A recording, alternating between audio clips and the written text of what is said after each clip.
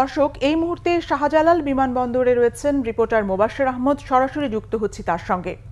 মোবাশ্বের, আগুন লাগার সবশেষ তথ্য জানাবেন।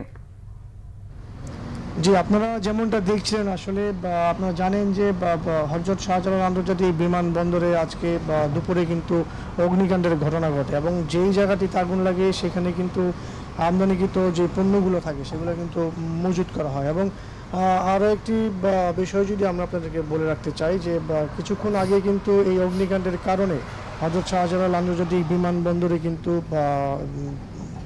বিমানের যে ওঠানামা সেটি কিন্তু সাময়িক স্থগিত করা হয়েছে এবং এই কারণে কিছু বিমান কিন্তু এখন চট্টগ্রাম বিমানবন্দরে অবতরণ করছে এবং আমরা এখন যাচ্ছি আগুনের জায়গাটিতে এবং আপনাদেরকে আমরা দেখানোর চেষ্টা করছি যে আগুনের যে ভয়াবহতা সেটা কতটুকু বোঝানোর চেষ্টা করব। আসলে আমরা আরেকটি তথ্য জানিয়ে রাখতে চাই যে এই আগুনটি আসলে নেভানোর জন্য ফায়ার সার্ভিসের প্রায় 20টি ইউনিট কাজ করছে। একই সাথে সিভিল এভিয়েশনেরও কিছু ইউনিট সেখানে কাজ করছে বলে আমরা জানতে পেরেছি। এছাড়া আমরা দেখেছি যে এই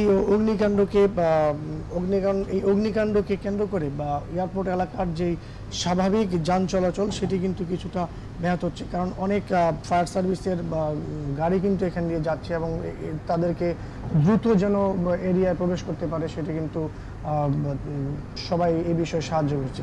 তো আপনাদেরকে আমি আরও যদি একটু কাছে থেকে দেখাতে চাই, সম্ভব হয় যে ধোঁয়া সেটি কিন্তু একদম যেখানে লেগেছে সেটা থেকে আরও উপরে, অর্থাৎ পুরো আপনি যদি কোনো দর্শকদের উদ্দেশ্যে যদি বলতে চাই, তারা যদি কোনো একটি বড় ভবনের উপরে যায় তারা কিন্তু এই ধোঁয়াটি দেখতে পারবে। অর্থাৎ আগুনের যে ভয়াবহতা সেটা কিন্তু মোটামুটি বলা যায় যে ভালো হয়েছে। তবে আমরা এখনও ক্ষয়ক্ষতির কোনো পরিমাণ সম্পর্কে আমরা জানতে পারিনি।